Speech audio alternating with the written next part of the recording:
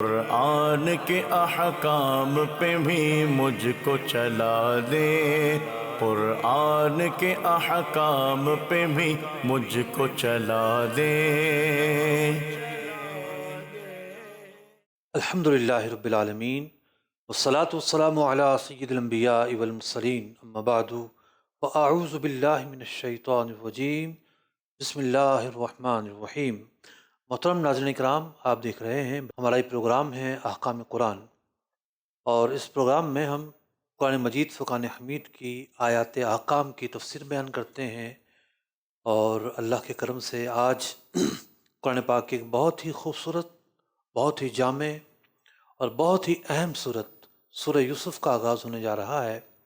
اور جیسا کہ آپ جانتے ہیں کہ ہم تمام کی تمام آیات کی تفسیر بیان نہیں کر رہے، البتہ یہ ہے کہ جو نئی صورتیں آتی ہیں تو صورتوں کا تعارف ضرور بیان کرتے ہیں، اور جو احکام سے متعلق آیات ہوتی ہیں ان آیات کی تفسیر بھی بیان کرتے ہیں۔ آئیے چلتے ہیں ہم پروگرام کے اس حصے کی طرف جس میں ہم آپ کو یہ بتائیں گے کہ آج کے پروگرام میں ہم کیا بیان کرنے جا رہے ہیں۔ جی، قرآن رہنما ہے، جنت کا راستہ ہے۔ سب سے پہلے تو سورہ یوسف کا تعارف اس صورت کے حوالے سے مکی ہے، مدنی ہے، کیا ہے؟ جی، آج ہم اپنے پروگرام میں خاص طور پر آیت نمبر 17 سے 21 کے مضامین پر گفتگو کرتے ہوئے اس کی تفسیر بیان کریں گے۔ لقطہ اور لقیت، اگرچہ کہ اس موضوع کا تعلق آیت نمبر 10 سے ہے، اس کو بھی زیر بحث لے کر آئیں گے۔ جی، مسابقت یعنی مقابلہ ہوتا ہے، تقریری مقابلہ، نعت کا مقابلہ، فلاں کا مقابلہ، عربی میں سے مسابقت کہتے ہیں۔ مسابقت کے جائز و ناجائز ہونے کی جو صورتیں ہیں اس پر ہم تفصیل سے گفتگو کریں گے۔ جی، آزاد انسان کی خرید و فروخت، اس کی حرمت جو ہے اس پر بات ہوگی، اور ان آیات کی روشنی میں جی ایک اور موضوع بھی ہے، انسانی اعضاء کی خرید و فروخت، یہ بھی اسی پہلے موضوع کا ضمنی موضوع ہے۔ اللہ نے چاہا تو ان پر تفصیل کے ساتھ بیان ہوگی۔ بڑھتے ہیں آیت مبارکہ کی تفسیر کی طرف۔ جی ناظرین اکرام، سورہ یوسف بڑی مشہور و معروف صورت ہے، اور ترتیب کے اعتبار سے یہ 12ویں صورت ہے۔ یہ صورت مکی صورت ہے اور ہجرت سے پہلے نازل ہوئی۔ یہ جو صورت ہے، اس صورت کے اندر اللہ رب العزت نے اپنے محبوب علیہ الصلوۃ والسلام کو خطاب کرتے ہوئے ارشاد فرمایا، نحن نقص علیک احسن القصص، اے محبوب علیہ الصلوۃ والسلام، ہم آپ کے سامنے بہت ہی عمدہ جو قصہ ہے وہ بیان کرتے ہیں۔ تو اس کے بعد اس صورت میں اللہ رب العزت نے حضرت سیدنا یوسف علی نبینا و علیہ الصلوۃ والسلام کے واقعے کو تفصیل کے ساتھ بیان کیا۔ بما اوحینا الیک ھذا القرآن، قرآن پاک کی صورت نازل ہوئی اور وحی کے ذریعے اس قصے کو بیان کیا، اگرچہ کہ اس سے قبل، وحی سے قبل آپ کو اس قصے کا علم نہ تھا۔ رسول اکرم علیہ الصلوۃ والسلام کا جو علم ہے قرآن کے نزول کے ساتھ ساتھ ترقی پاتا گیا، اور جب قرآن مکمل نازل ہو گیا تو آپ عالم ما کانا و ما یکون تھے۔ آپ پر اللہ تعالیٰ نے دو جہاں کے جو علوم ہیں وہ اشکار فرما دیے تھے۔ تو مفسرین نے بڑی تفصیل کے ساتھ گفتگو کی ہے کہ اس آیت مبارکہ میں اللہ رب العزت نے یہ کیوں ارشاد فرمایا کہ یہ جو قصہ ہے بڑا ہی عمدہ قصہ ہے۔ اس کی وجوہات میں سے کچھ وجوہات یہ بیان کی کہ اس صورت مبارکہ میں اللہ رب العزت نے بہت ہی عجیب و غریب معاملات کا تذکرہ فرمایا ہے۔ بنیادی طور پر چونکہ یہ قصہ جو ہے حضرت سیدنا یوسف علی نبینا و علیہ الصلوۃ والسلام کے گرد گھومتا ہے۔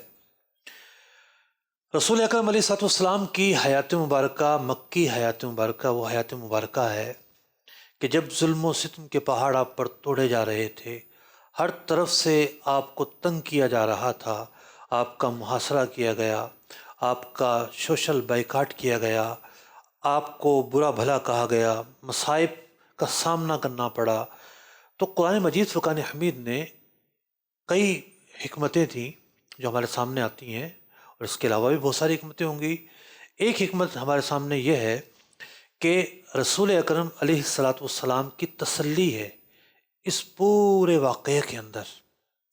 اللہ تعالیٰ نے حضرت یوسف علیہ نبینا علیہ الصلاۃ والسلام جن گردش ایام میں آپ مبتلا ہوئے، اور کہاں والد صاحب کی شفقت اور کہاں اس سے نکل کر کنویں میں جانا، پھر بیچا جانا، پھر جا کے ایک عورت کے مکر کا شکار ہونا، پھر جیل میں جانا، پھر جناب نکلنا مصائب سے، اور پھر جناب مصر کا بادشاہ بننا، تو یہ ایک تسلی تھی رسول اکرم علیہ الصلوۃ والسلام کے لیے۔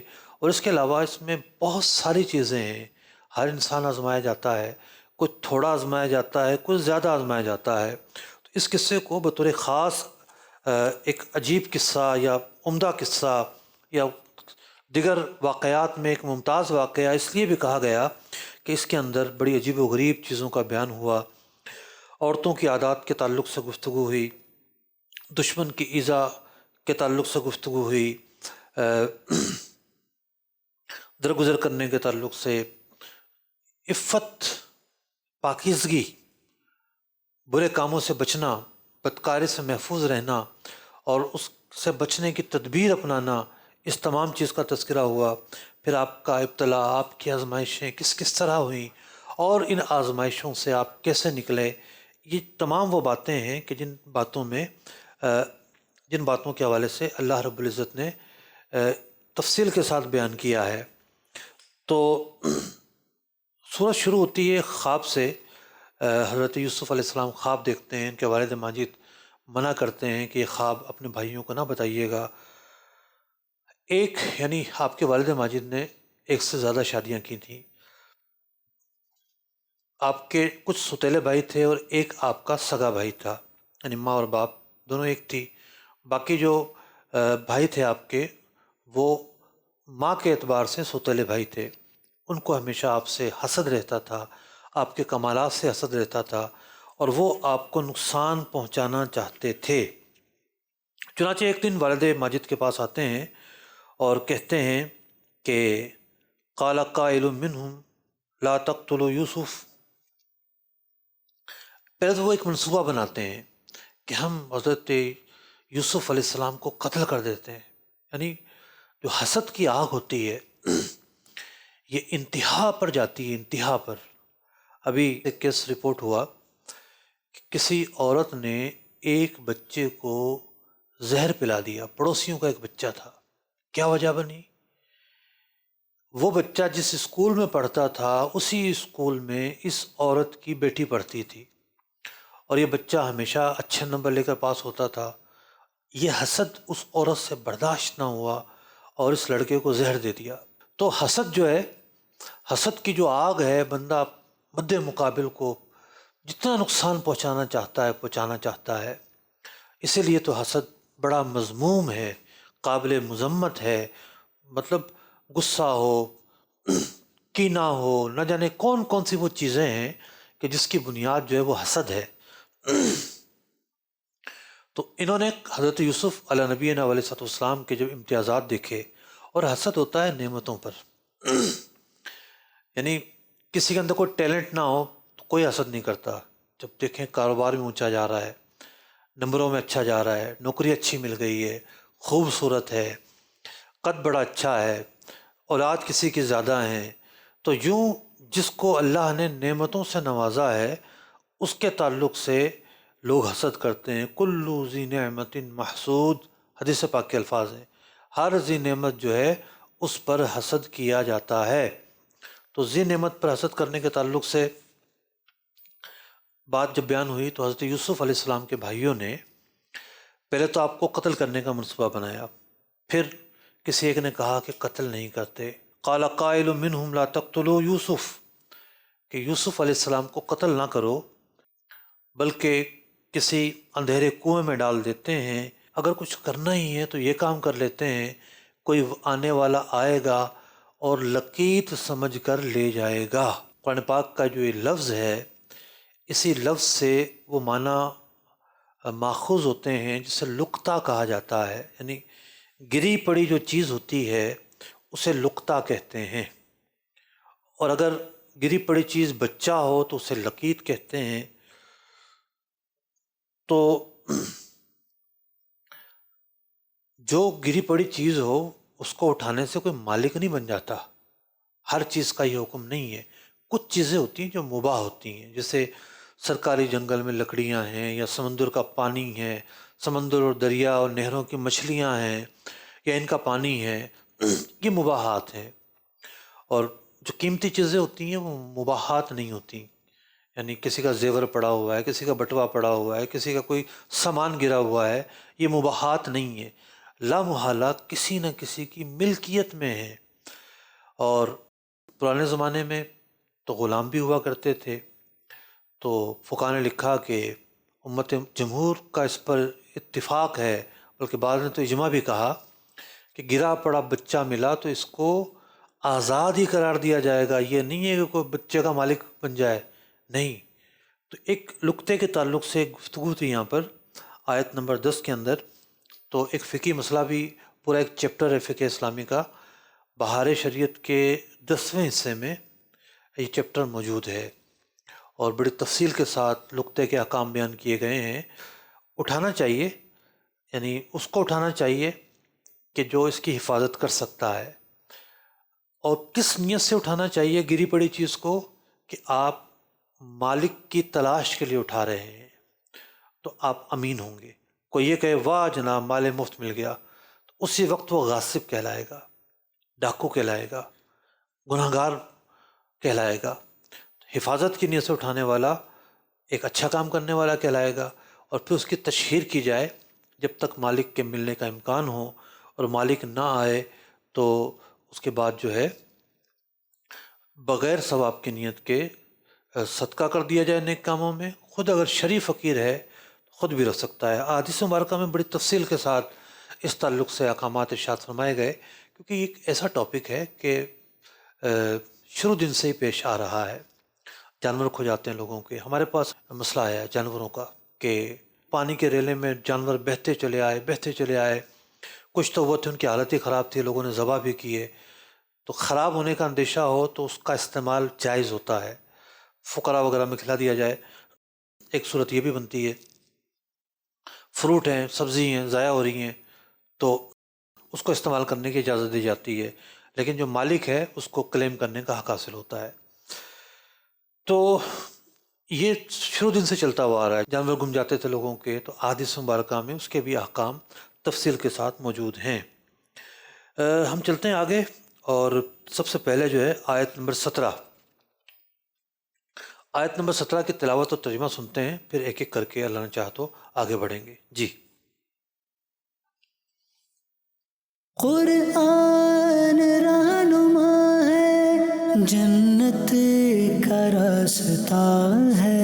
قالوا یا ابانا انا ذهبنا نستبق وتركنا يوسف عند متاعنا فأكله الذئب وما أنت بمؤمن لنا ولو كنا صادقين۔ ترجمہ کنز ایمان۔ بولے اے ہمارے باپ، ہم دوڑ کرتے نکل گئے اور یوسف کو اپنے اسباب کے پاس چھوڑا تو اسے بھیڑیا کھا گیا، اور آپ کسی طرح ہمارا یقین نہ کریں گے اگرچہ ہم سچے ہوں۔ یہ جو بھائی تھے حضرت یوسف علیہ السلام کے، والد گرامی کے پاس جاتے ہیں۔ حضرت یعقوب علیہ السلام جو خود اللہ کے نبی ہیں، حضرت ابراہیم علیہ نبینا علیہ السلام کے زمانے میں آپ کو نبوت ملی، آپ نے حضرت ابراہیم علیہ السلام، یعنی آپ حضرت ابراہیم علیہ السلام کے زمانے میں تھے اور آپ کو نبوت ملی، اور آپ خود اللہ کے نبی ہیں۔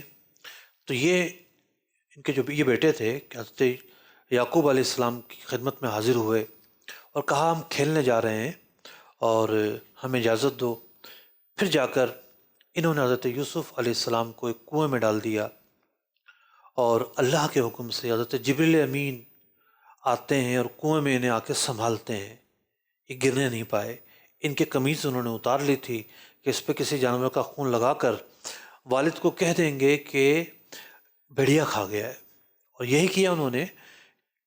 اس قمیص پر بکری کا خون لگایا اور لے جا کر حضرت یعقوب علیہ السلام کی خدمت میں پیش کیا کہ حضرت یوسف علیہ السلام کو تو بھیڑیا کھا گیا ہے۔ کہنے لگے قالو یا ابانا، اے ہمارے والد، انا ذهبنا نستبق، کہ ہم تو دوڑ رہے تھے، آپس میں دوڑ کا مقابلہ کر رہے تھے، اور ترکنا یوسف عند متاعنا، اور سامان کے پاس ہم نے اپنے بھائی کو بٹھا دیا تھا، حضرت یوسف علیہ السلام کو، فاکلہ الذئب، آپ کو آ کر بھیڑیا کھا گیا، وما انت بمؤمن، آپ کو یقین نہیں آئے گا ہماری باتوں پر، بمؤمن لنا ولو کننا صادقین، اگرچہ کہ ہم تو سچ بول رہے ہیں، ہم جھوٹ نہیں بول رہے۔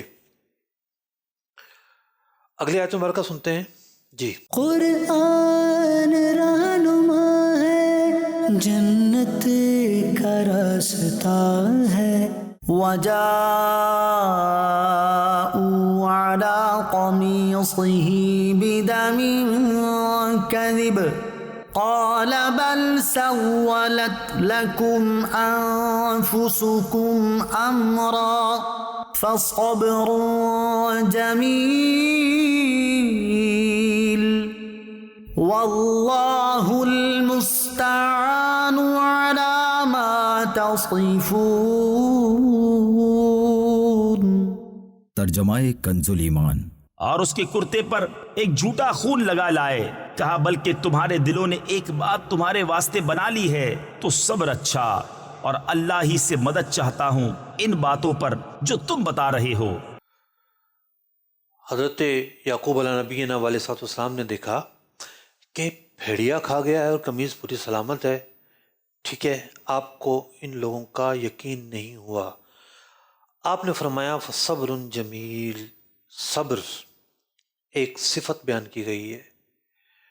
علماء نے اس لفظ کے تحت جو مطالب، جو معنی بیان کیے ہیں، اللہ اکبر، خلاصہ یہ ہے کہ صبر جمیل وہ ہوتا ہے تکلیف پر صبر اس انداز پر کرنا کہ شکوہ نہ کیا جائے۔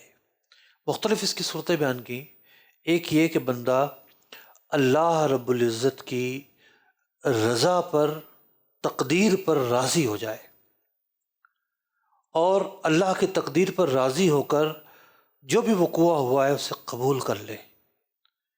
بہت مشکل کام ہوتا ہے، یہ بہت مشکل کام ہوتا ہے کہ بندہ جو ہے وہ اس کو تکلیف پہنچے، اذیت پہنچے، بلا کی اذیت پہنچے، ایسی اذیت کہ صدموں کا پہاڑ ٹوٹ پڑے اور وہ شکوہ نہ کرے۔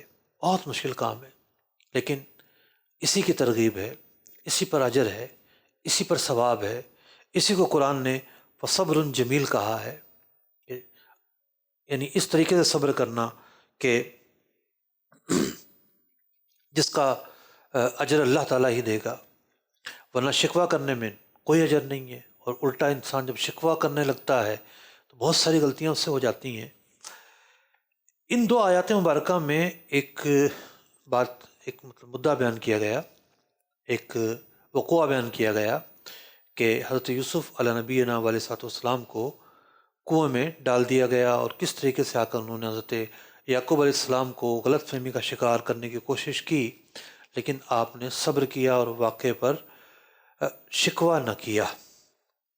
اب یہاں تذکرہ ہوتا ہے مسابقت کا، کہ یہ لوگ آپس میں دوڑ رہے تھے، اور حضرت یوسف علیہ السلام کو بھی یہ لے گئے تھے، آپ کی عمر چھوٹی تھی، بعض روایتوں میں آتا ہے کہ آپ 12 سال کے تھے۔ تو ایک تو یہ کہ پیچھے اس سے پچھلی آیات میں کھیل کا بھی تذکرہ ہے کہ ہم جا کر کھیلتے ہیں۔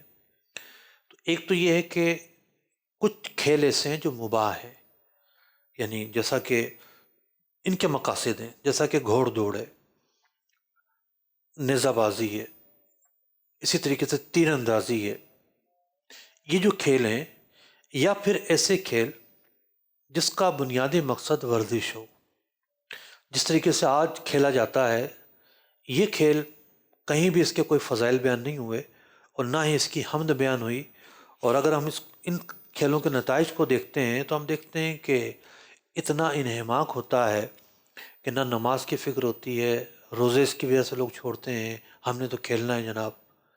تو ایک ہوتا ہے کہ انسان 8-10 گھنٹے کام کر رہا ہے اور آدھے گھنٹے کے لیے اس نے ورزش کر لی تاکہ بیٹھنے کی وجہ سے، مختلف اسباب کی وجہ سے اس کو ورزش کی ضرورت ہے، اور ایک بہت ہی قلیل حصے میں اس نے ایکٹیویٹی کی ہے. اور ایک ہوتا ہے پورا کا پورا دن کھیل میں لگا دینا. تو یہ جو پورا کا پورا دن کھیل میں لگا دینا ہے یہ کسی طور پر بھی جائز نہیں ہے، قابل مذمت ہے. اس کے بہت سارے برے نتائج دیکھنے کو ملتے ہیں. آج کل لوگوں نے موبائل پکڑ لیے ہیں، یہ گیم اور وہ گیم اور فلاں گیم. اب جس طریقے سے عجیب و غریب قسم کے واقعات پیش آ رہے ہیں وہ ایک الگ پہلو ہے. تو جب کھیل ہوتا ہے تو ایک سوال کھڑا ہوتا ہے کہ کھیل میں مقابلے کرنا کیسا. پہلی بات تو یہ ہے کہ مسابقت کے لیے کھیل ہونا ضروری نہیں ہے. مسابقت کا معنی ہے مقابلہ. مثال کے طور پر 2 بچے ہیں، وہ قرات میں مقابلہ کرنا چاہتے ہیں، تقریر میں مقابلہ کرنا چاہتے ہیں، نعت خوانی میں مقابلہ کرنا چاہتے ہیں. تو جو مسابقت ہے یہ کسی بھی چیز میں ہو سکتی ہے. مسابقت بری چیز نہیں ہے. یعنی ایسا نہیں ہے کہ بھئی 2 بچے جو ہیں وہ دونوں محنت کر رہے ہیں، میرے نمبر زیادہ ہیں، میرے نمبر زیادہ ہیں، تو یہ مسابقت ہے، اس میں کوئی بری بات نہیں ہوتی. اسی طریقے سے چیلنجز لے کر بندہ آگے بڑھتا ہے. اب مسابقت کے کئی پہلو ہیں، بہت سارے پہلو ایسے ہیں کہ جو مباح ہیں. جیسا کہ میں نے عرض کیا کہ 3 قسم کے تو ایسے مقابلے ہیں کہ جس کا ذکر حدیث میں ملتا ہے، بطور خاص ملتا ہے. اور بھی اس طرح کے مقابلے ہیں، اس میں گھوڑ دوڑ ہے، نیزہ بازی ہے اور تیر اندازی ہے. پیارے آقا علیہ السلام سے دوڑنا بھی ثابت ہے. حضرت عائشہ رضی اللہ تعالیٰ عنہ فرماتی ہیں کہ میں اور نبی اکرم علیہ السلام دوڑے تو میں آگے نکل گئی. پھر کچھ عرصے کے بعد ہم دوڑے تو میرا وزن تھوڑا زیادہ ہو گیا تھا، تو نبی اکرم علیہ السلام آگے نکل گئے. ایک روایت ہے، امام مسلم رضی اللہ تعالیٰ عنہ نے روایت کی، حضرت سلمہ بن اکوع رضی اللہ تعالیٰ عنہ سے مروی ہے کہ ہم مدینہ منورہ کی طرف جا رہے تھے، غزوے سے ہماری واپسی ہو رہی تھی. تو ایک شخص آیا اور دوڑتا ہوا آ رہا تھا اور حضرت سلمہ بن اکوع کو للکارا، کوئی ہے جو مجھ سے پہلے مدینہ منورہ پہنچے. اب بات ہو رہی ہے مسابقت کی، دوڑ کی، مطلب مقابلے کی. تو آپ نے فرمایا ہاں میں دوڑتا ہوں، تمہارے چیلنج کو قبول کرتا ہوں. چنانچہ حضرت سلمہ بن اکوع رضی اللہ تعالیٰ عنہ دوڑے اور اس شخص سے پہلے مدینہ منورہ پہنچ گئے. تو یوں ایک ہوتی ہے مسابقت، اور مسابقت کوئی بری بات نہیں ہے. اب ہمارے دور کے اندر اگر ہم مسابقت کو دیکھیں تو بعض جو مقابلے ہیں بڑے مثبت مقابلے ہوتے ہیں اور بڑے اچھے ان کے نتائج نکلتے ہیں.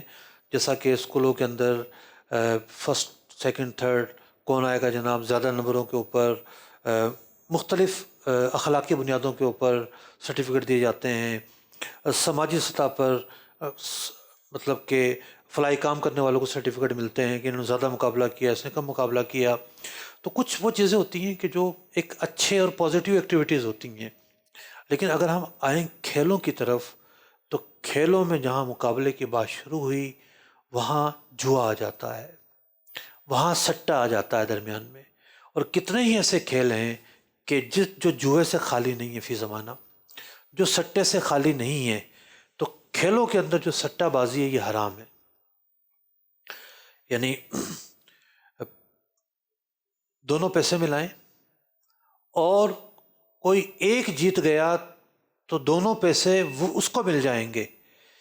تملیک المال علی الخطر، کہ اپنے مال کو رسک پر ڈالنا، یہ جوئے کی تعریف ہے. تو کیا کرکٹ میچ ہو، کیا لوگ لوڈو کھیلتے ہوئے جوا کھیلتے ہیں، تاش کھیلتے ہوئے جوا کھیلتے ہیں، پتہ نہیں کس کس کھیل پر جوا کھیلتے ہیں. کرکٹ میں مختلف ٹیمیں آ کے پیسے ملاتی ہیں اور ٹورنامنٹ ہوتا ہے، جو جیت گیا اس کو یہ پیسے ملیں گے. تو یہ جوئے کی صورتیں ہیں. جوا حرام ہے، جوئے کو تو قرآن پاک نے حرام قرار دیا ہے. احادیث مبارکہ نے حرام کر دیا ہے۔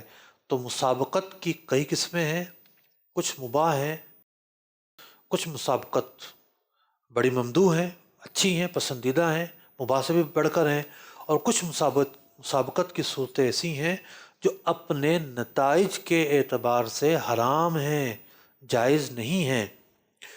اگر مسابقت کے اندر کوئی انعام رکھ دیا جاتا ہے، تھرڈ پارٹی انعام دے، یہ پیسے نہیں ملاتے، دونوں نے پیسے نہیں ملائے، تھرڈ پارٹی انعام دے رہی ہے، تو یہ صورت جائز ہے، یہ جوا نہیں ہے۔ ہمارے زمانے کے اندر انعام کی ایک بڑی مشہور و معروف صورت ہے prize bond. Prize bond basically sale and purchase agreement ہے، ایک انسٹرومنٹ ہے۔ پرائز بانڈ ایک پیپر ہے، جس طرح ایک اسٹامپ پیپر ایک ایسٹ ہے، اسی طریقے سے ایک ڈاک کا ٹکٹ ایک ایسٹ ہے، اسی طریقے سے جو پرائز بانڈ ہے یہ مال ہے، یہ ایک اثاثہ ہے، ایک انسٹرومنٹ ایسا ہے کہ جو خریدا اور بیچا جاتا ہے۔ تو ہم تو پرائز بانڈ خریدتے ہیں، لیکن گورنمنٹ کی طرف سے ان خریداروں کو انعام بھی دیا جاتا ہے۔ ہر ایک کو نہیں دیا جاتا، کسی ایک کو دے دیا جاتا ہے۔ جیسا کہ کوئی کسی بڑے ڈپارٹمنٹل اسٹور میں جائے، بڑے بڑے اسٹور آج کل پاکستان میں قائم ہونا شروع ہو گئے ہیں، تو ان میں سیل لگی ہوتی ہے اور آفر لگی ہوتی ہے کہ جناب آپ اتنے کی خریداری کریں گے تو ہمارے لکی ڈرا میں شامل ہو جائیں گے۔ آپ نے لکی ڈرا کی پرچی نہیں خریدی، پرچی خریدنے والا جو معاملہ ہے وہ آ جاتا ہے جوئے میں۔ آپ نے تو اپنی چیزیں خریدی ہیں، صابن، تیل، شیمپو، فلاں فلاں، اس کی طرف سے آفر ہے، اتنے ہزار کی خریداری اگر آپ کی ہو گئی تو ہم آپ کے پرچے ڈال دیں گے، کسی ایک کو ہم انعام دیں گے۔ تو بعض اوقات پوائنٹس دے رہے ہوتے ہیں، تو خرید و فروخت پر جو انعام ہے یہ انعام جائز ہے، یہ جوا یا سٹے بازی نہیں ہے۔ لیکن موضوع بڑا نازک ہے، بہت باریکی ہے اس موضوع کے اندر، یہاں تک کہ چھوٹے چھوٹے بچے جا کر جو لاٹریاں خریدتے ہیں کہ بھئی لاٹری ہے، کوئی خالی نکل آئے گی، کسی کے اندر کوئی مال نکل آئے گا، ٹھیک ہے، تو یہ لاٹری بھی جوا ہے۔ تو معاشرے کو جوئے کی صورتوں نے گھیر رکھا ہوا ہے۔ تو اس آیت مبارکہ کے اندر مسابقت کا ذکر آیا، تو اس تناظر میں ہم نے مسابقت کے تعلق سے کچھ چیزیں آپ کے سامنے بیان کی۔ بڑھتے ہیں آیت نمبر 19 کی طرف۔ جی قرآن رہنما ہے، جنت کا راستہ ہے۔ وجاءت سیارۃ فأرسلوا واردهم فأدلى دلوه قال يا بشرى هذا غلام وأسروه بضاعة والله عليم بما يعملون۔ ترجمہ کنز الایمان۔ اور ایک قافلہ آیا، انہوں نے اپنا پانی لانے والا بھیجا تو اس نے اپنا ڈول ڈالا، بولا آہا کیسی خوشی کی بات ہے، یہ تو ایک لڑکا ہے، اور اسے ایک پونجی بنا کر چھپا لیا، اور اللہ جانتا ہے جو وہ کرتے ہیں۔ اب حضرت یوسف علیہ السلام کے جو بھائی تھے آپ کو کنویں میں ڈال کر چھوڑ جاتے ہیں۔ میں عرض کر چکا کہ جیسے انہوں نے رسی سے باندھ کر آپ کو کنویں میں چھوڑا، اس بجائے اس کے کہ آپ گرتے اور نقصان پہنچتا، حضرت جبریل امین آتے ہیں، اپنی باہوں میں لیتے ہیں اور نیچے پتھر پر بٹھا دیتے ہیں۔ ایک قافلہ آتا ہے، اور ایک قافلہ آنے کے بعد پانی کے لیے ڈول ڈالتا ہے۔ فرمایا گیا وجاءت سیارۃ، سیارہ پرانی لغت میں قافلے کو کہتے تھے، آج کی جو جدید عربی ہے اس میں کار کو سیارہ کہتے ہیں، ٹھیک ہے، بس کو بس کہتے ہیں عربی میں بھی، کار کو سیارہ کہتے ہیں۔ لیکن عرب میں ٹیکسی کو لیموزین کہتے ہیں، حالانکہ لیموزین ایک گاڑی کا نام ہے۔ تو ہوتا یہ تھا کہ 5 اسٹار ہوٹل جو ہیں یورپ امریکہ کے، وہ آفر کرتے ہیں کہ جی ہم آپ کو ایئرپورٹ ڈراپ دیں گے اور ایئرپورٹ ٹو ایئرپورٹ آپ کو لیموزین دیں گے۔ تو یہ نام ان کو آج کل کے عربوں کو اتنا پسند آیا کہ انہوں نے اپنی ٹیکسی کا نام لیموزین رکھ دیا۔ اب میں گیا شروع میں تو ایک گاڑی والا آتا ہے، میرے پاس بڑی لیموزین ہے، میں حیران یہ نہ ہو کہ پتہ نہیں کتنا بل بنا دے ہیں، اس کی طرف جاؤں کہ نہ جاؤں. تو بعد میں مجھے احساس ہوا کہ لیموزین تو ٹیکسی کو بولتے ہیں. چلیں جی، ٹیکسی بھی بولتے ہیں، ٹیکسی لکھا ہوتا ہے گاڑیوں پر، لیکن لوکل لینگویج میں لیموزین بھی بول رہے ہوتے ہیں. تو سیارہ کا پرانا جو معنی ہے وہ ایک قافلہ، آج کل گاڑی کو بولا جاتا ہے. ایک قافلہ آتا ہے، فَأَرْسَلُوا وَارِدَهُمْ، تو آنے والوں نے اپنا پانی لانے والا بھیجا، جاؤ بھی پانی لے آؤ. فَأَدْلَى دَلْوَهُ، تو اس نے اپنا جو ڈول ہے وہ پانی میں ڈالا. قَالَ يَا بُشْرَا، کہنے لگا خوشخبری ہو، ھذا غلام. عربی زبان میں بچے کو غلام کہتے ہیں، اور اردو میں جو ہے غلام نوکر کو کہتے ہیں، خادم کو کہتے ہیں. کہتے ہیں نا غلام غوث ہے جناب، یہ تو غلام رسول ہے. تو غلام کے ساتھ جو نام رکھے جاتے ہیں یہ اردو میں، اب یہ لفظ فارسی سے آیا ہے یا کہاں سے آیا ہے، اس کا معنی ہوتا ہے خادم، نوکر، تو اس معنی میں استعمال ہوتا ہے. لیکن عربی زبان میں چھوٹے بچے کو غلام کہتے ہیں. تو غلام کا لفظ اور بھی آیا ہے کئی جگہوں پر. تو کہا کہ اس میں تو ایک بچہ نکلا ہے. تو انہوں نے ان کو چھپا دیا کہ یہ جو ہے اس کو تو ہم بطور غلام کے بیچیں گے. پرانے زمانے میں جو غیر آزاد لوگ ہوتے تھے انہیں غلام کہا جاتا تھا، یعنی وہ غلام ہوتے تھے. اردو میں عرض کر رہا ہوں، ہمارے معنی میں تو عربی میں حر کہتے ہیں آزاد کو، اور عبد کہتے ہیں غلام کو. تو عبد سمجھ کے اور غلام سمجھ کے انہوں نے اس کو چھپا دیا کہ قافلہ بڑا ہوگا، کہ چلو یہ ہمارا ہی رہے، کوئی اور اس پر قبضہ نہ کر لے. مال تجارت سمجھ کے چھپا لیتے ہیں. واللہ علیم بما یعملون، اور وہ جو کچھ کر رہے تھے اللہ تعالیٰ جاننے والا ہے. آگے کیا ہوتا ہے؟ اگلی آیت مبارکہ جو ہمارا اصل مقصود ہے آج کے پروگرام کا، آئیے اس کی تلاوت اور ترجمہ سنتے ہیں. قرآن رہنما ہے، جنت کا راستہ ہے. وَشَرَوْهُ بِثَمَنٍ بَخْسٍ دَرَاهِمَ مَعْدُودَةٍ وَكَانُوا فِيهِ مِنَ الزَّاهِدِينَ. ترجمہ کنز الایمان. اور بھائیوں نے اسے کھوٹے داموں گنتی کے روپوں پر بیچ ڈالا اور انہیں اس میں کچھ رغبت نہ تھی. ہوتا یہ ہے کہ چور چوری کرنے کے بعد بڑا پریشان ہوتا ہے، خوف اسے چاروں طرف سے گھیرے ہوتا ہے. تو یہ حضرت یوسف علیہ السلام کے جو بھائی تھے، بظاہر تو انہوں نے بے بس کر دیا تھا، آپ کو کنویں میں دھکیل دیا تھا، اور آپ کا بغیر کسی کی مدد کے نکلنا ممکن ہی نہیں تھا. اب انہیں خوف لاحق تھا، کہیں کسی طریقے سے نکل نہ آئے، نکل آئیں گے تو ہماری چوری پکڑی جائے گی اور ہم پھنس جائیں گے. تو یہ کسی نہ کسی بہانے سے اس کنویں کے آس پاس رہتے تھے. ہوا یہ کہ جب آپ کو اس قافلے والوں نے نکالا تو ان کو پتہ چل گیا، اور یہ بھائی ان قافلے والوں کے پاس پہنچے، کہنے لگے ارے جناب یہ تو ہمارا بھاگا ہوا غلام ہے، یہ آپ کو کہاں سے مل گیا؟ معاذ اللہ ثم معاذ اللہ، آپ کی مذمتیں بیان کی، کام ہی نہیں کرتا، کسی کام کا ہی نہیں ہے، چلو ہم سے خرید لو، اونے پونے میں ہم آپ کو بیچ دیں گے. تو قرآن پاک نے ارشاد فرمایا وَشَرَوْهُ، انہوں نے بیچ دیا آپ کو، بِثَمَنٍ بخس، بہت ہی کم قیمت میں، دراہم معدودہ، کہ گنے ہوئے، کاؤنٹ کیے ہوئے دراہم، 20 درہم مراد لیے گئے ہیں، 20 درہم کے بدلے بیچ دیا. وَكَانُوا فِيهِ مِنَ الزَّاهِدِينَ، اور وہ لوگ تو ویسے بھی حضرت یوسف علیہ السلام سے جان چھڑانا چاہتے تھے، بے رغبت ہو چکے تھے. اب یہاں پر بات ہے ایک آزاد شخص کو بیچنے کی. اصل جو زیر بحث موضوع ہے، اور ہمارے علماء نے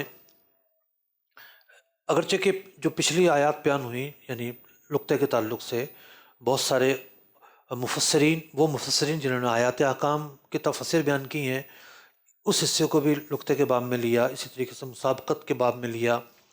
خاص طور پر حضرت ملا جیون رحمۃ اللہ تعالی علیہ نے اس آیت کو آیات احکام میں شامل کیا۔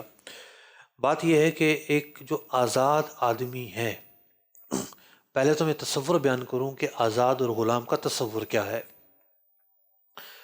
پرانے زمانے کے اندر غلام پائے جاتے تھے اور آج کل عملاً نہیں پائے جاتے، اسباب اگر پائے جائیں تو آج بھی پائے جا سکتے ہیں۔ تو پرانے زمانے میں بکثرت پائے جاتے تھے، نزول قرآن کے وقت بھی پائے جاتے تھے۔ یہی وجہ ہے کہ بہت سارے کفاروں میں قرآن پاک نے غلام آزاد کرنے کو کفارہ قرار دیا۔ تو ترغیب تھی یہ کہ غلام آزاد کیے جائیں، یہ انسان ہیں، ان کو اللہ نے تکریم بخشی ہے، ان کو راحت ملے، ان کو اس غلامی سے فراغت ملے، ان کو ایک آزاد زندگی ملے۔ آج کل جو نوکر چاکر ہوتے ہیں، نوکروں چاکروں کو ہم تنخواہ تو دیتے ہیں، غلاموں کی کوئی تنخواہ نہیں ہوتی تھی۔ غلام اگر کئی کام پہ بھی لگایا ہے تو وہ رقم بھی آقا مالک ہوتا تھا، کسی طرح کا کوئی انہیں آزادانہ حق حاصل نہیں ہوتا تھا۔ حق نام کی تو کوئی چیز ہی نہیں تھی ان کے لیے، یوں سمجھیے آپ، وہ غلام ہوتے تھے۔ تو مختلف اس کے اسباب ہوتے تھے۔ مسلمانوں کی جنگوں میں جو قیدی آتے تھے اور مخصوص اس کی شرائط ہوتی تھیں تو وہ بھی غلام کہلاتے تھے۔ اب ان کی آزادی غلامی سے بدل جایا کرتی تھی۔ یہ سبب آج بھی ممکن ہے۔ تو یوں غلاموں کی ترغیب شریعت کی طرف سے دی گئی آزاد کرنے کی، اور وہ آزاد ہوتے چلے گئے۔ تو غلاموں کا جو تصور ہے یہ عرصہ دراز سے چلا آ رہا تھا اور آج تک چلا آ رہا ہے، آج تک۔ جی ہاں، ظلم کے اعتبار سے تو آج تک چلا آ رہا ہے۔ خبر ہے کہ دریائے سندھ میں جو کچے کے علاقے ہیں، یعنی سندھ کا جو دریا سندھ کا جو پارٹ ہے کئی کلومیٹر تک چوڑا ہے، لیکن جب سیلاب آتا ہے جب ہی اس میں پانی جاتا ہے، ورنہ پانی نہیں جاتا۔ تو وہ جنگلات ہوتے ہیں، کچے کے علاقے کہلاتے ہیں، ڈاکوؤں کے مسکن ہوتے ہیں۔ شیر شاہ کا ایک 15 سالہ بچہ 1 سال پہلے اغوا کیا تھا ان ڈاکوؤں نے، اور اٹھا کر کچے میں لے گئے تھے، نوکر بنا کر رکھا ہوگا۔ بارش آئی، سیلاب آیا، سیلاب سے اس بچے کو بھاگنے کا موقع ملا۔ اس کی ویڈیو میں دیکھ رہا تھا، اس کا والد بلک بلک کر سینے سے لگ کر اس کے ساتھ رو رہا تھا۔ تو آج بھی جو ہے ایسے ایریاز ہیں جہاں پہ لوگوں کو لے جا کر پہاڑوں میں قید کر دیا جاتا ہے، پتھر کٹوائے جاتے ہیں۔ کئی واقعات میں نے خود پڑھے ہیں، مختلف اخباروں میں آئے ہیں کہ جناب اٹھا کے لے گئے، کچھ 40 سال بعد رہائی ملی۔ ایک بڑے میاں کا میں نے واقعہ پڑھا تھا، کشمیر سائڈ کا واقعہ تھا، 40-45 سال کے بعد وہ اپنے گھر پہنچا ہے، سوائے ایک آدھ ٹائم کی روٹی کے کچھ نہیں ملتا تھا، پتھر توڑوایا کرتے تھے۔ بیگار کا کام کہلاتا ہے یہ، لوگ لے جاتے ہیں اٹھا کے اور فقیر بنا دیتے ہیں، اور ہاتھ پاؤں توڑ دیتے ہیں، مفلوج کر دیتے ہیں، کچھ ایسی دوائیں دیتے ہیں کہ عقل اس کی خلط ملط ہو جاتی ہے، اس کو یاد نہیں رہتا کون ہے، کہاں سے آیا ہے۔ بہت بڑا ظلم ہے، بہت بڑا ظلم ہے۔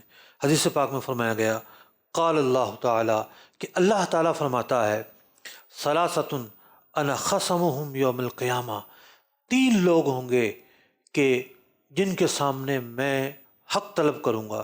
ایک وہ شخص جس کی باز پرس ہوگی، مواخذہ ہوگا، کہ جس نے اللہ کے نام پر عہد کیا، اللہ کے نام پر معاہدہ کیا، اور اس کے بعد غدر، توڑ دیا وہ معاہدہ، اللہ کا نام لے کے لوگوں کو یقین دلایا، اللہ کا نام استعمال کیا لیکن توڑ دیا۔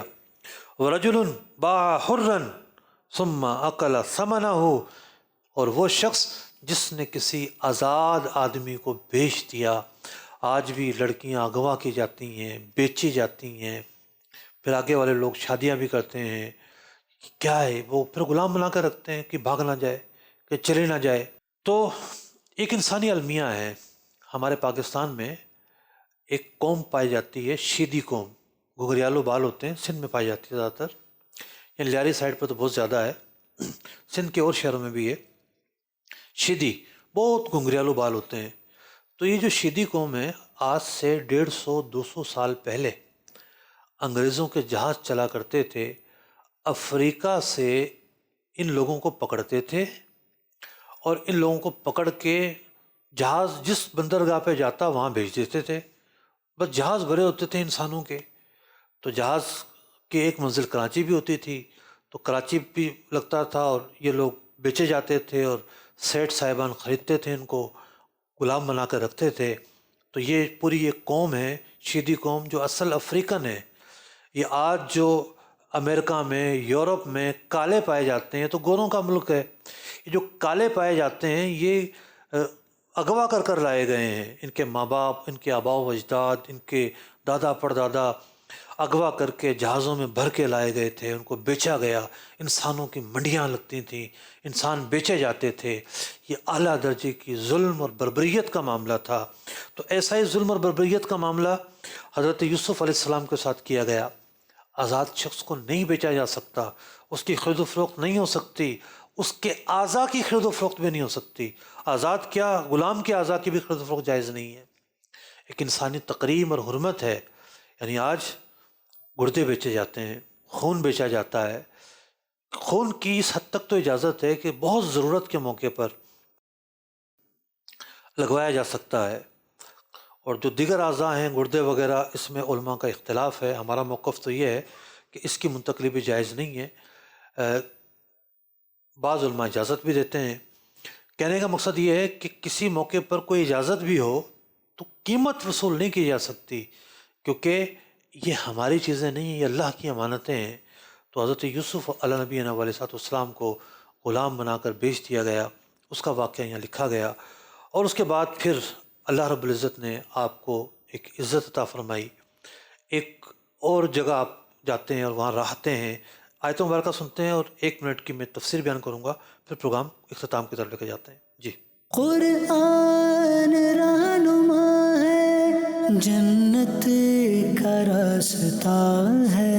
وقال الذي اشتراه من مصر لامرأته أكرمي مثواه عسى أن ينفعنا أو نتخذه ولدا وكذلك مكنا ليوسف في الأرض ولنعلمه من تأويل الأحاديث والله غالب على أمره ولكن أكثر الناس لا يعلمون۔ ترجمہ کنز الایمان۔ اور مصر کے جس شخص نے اسے خریدا وہ اپنی عورت سے بولا انہیں عزت سے رکھو، شاید ان سے ہمیں نفع پہنچے یا ان کو ہم بیٹا بنا لیں۔ اور اسی طرح ہم نے یوسف کو اس زمین میں جماؤ یعنی ٹھکانہ دیا، اور اس لیے کہ اسے باتوں کا انجام سکھائیں، اور اللہ اپنے کام پر غالب ہے مگر اکثر آدمی نہیں جانتے۔ اب یہ قافلے والے حضرت یوسف علیہ نبی علیہ السلام کو مصر لے جاتے ہیں، بولی شروع ہو جاتی ہے۔ حضرت یوسف علیہ السلام کو جو بھی دیکھتا وہ چاہتا کہ انہیں خریدے۔ بھاؤ بڑھتا گیا، کہنے لگے کہ جی وزن برابر سونا، وزن برابر چاندی، وزن برابر ریشم، یہ 3 چیزیں جو ہے آپ کا ریٹ بیان کر دیا گیا۔ مصر کا بادشاہ تھا، اس کا تھا ایک وزیر، وہ وزیر جو ہے آپ کو خریدتا ہے، عزیز مصر اسی کو کہتے تھے۔ اور اس کا واقعہ اس آیت میں بیان کیا کہ اس نے آپ کو خریدا اور اپنی بیوی کو جا کر کہا، زلیخا اس کا نام تھا، کہ اس بچے کو عزت اور تکریم کے ساتھ رکھو۔ صاحب فراست تھا، آگے بھی اس کی فراست کے کئی واقعات بیان ہوئے کہ اس بچے سے ہمیں ضرور کوئی نفع پہنچے گا اور ہم اسے بیٹا بنا لیں گے۔ اور اللہ تعالیٰ ارشاد فرماتا ہے وَكَذَلِكَ مَكَّنَّا لِيُوسُفَ فِي الْأَرْضِ، ہم حضرت یوسف علیہ السلام کو یہاں لے آئے، انہیں یہاں قرار دے دیا ہے، اب انہیں یہ بادشاہ بھی بنیں گے۔ اللہ اکبر۔ وَلِنُعَلِّمَهُ مِن تَأْوِيلِ الْأَحَادِيثِ، اور ہم انہیں خواب کی تعبیر کا معبر بھی بنائیں گے۔ واللہ غالب علی امرہ، اللہ جو چاہتا ہے وہ کرتا ہے، کہاں دشواریاں، کہاں پریشانیاں، کہاں راحتیں ہی راحتیں، اگرچہ کہ کچھ آزمائشیں اور بھی ہیں، ولیکن اکثر الناس لا یعلمون۔ اللہ تعالیٰ کی تقدیر، تدبیر، اس سب پر ہمیں ایمان لانا چاہیے۔ ہم نہیں جانتے آگے کیا ہونا ہے، اللہ تعالیٰ کی خفیہ تدبیر کیا ہے۔ اللہ رب العزت ہمیں ہمارے حق میں بہتری فرمائے، عافیت فرمائے۔ محترم ناظرین کرام، پروگرام اختتام کو پہنچا، دیکھنا نہ بھولیے گا احکام قرآن۔ قرآن کے احکام پہ بھی مجھ کو چلا دے، قرآن کے احکام پہ بھی مجھ کو چلا دے۔